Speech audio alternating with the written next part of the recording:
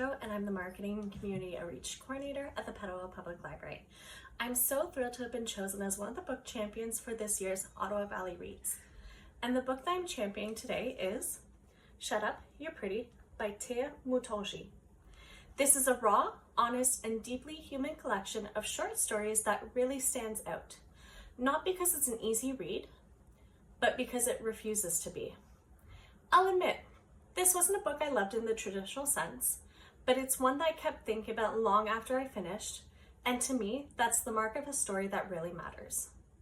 This collection follows Lily, a young woman growing up in Scarborough, Ontario.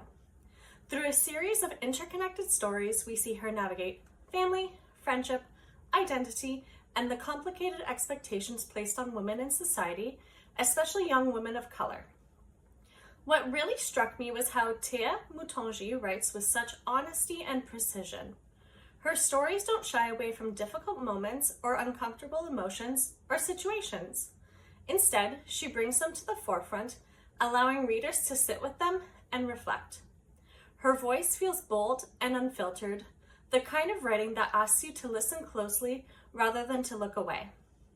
I think sometimes we associate great books with stories that we enjoy, but Shut Up, You're Pretty reminded me that literature can also challenge us. It can push us to think differently, to question what we assume we understand, and to consider perspectives that might be different from our own. For me, this book offered a window into experiences that aren't always reflected in mainstream Canadian fiction. As a reader, I really appreciate how Mutonji brings forward voices and perspectives that deserve space on our shelves and in our daily conversations. And even though Lily's story is specific to her background and community, there's something universal in her search for belonging, in her strength, and through her vulnerability. Those moments of uncertainty, of figuring out who you are in this world, that's something that almost anyone can relate to. So while Shut Up, You're Pretty might not be a comforting read, this is a necessary one. This book will challenge you, it makes you reflect, and it stays with you long after that last page. Mutonji's writing is unflinching and deeply authentic.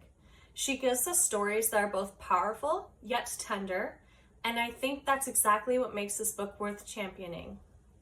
If you're looking for a read that will open your eyes, spark conversation, and linger in your mind, I encourage you to pick up Shut Up, You're Pretty. Thank you.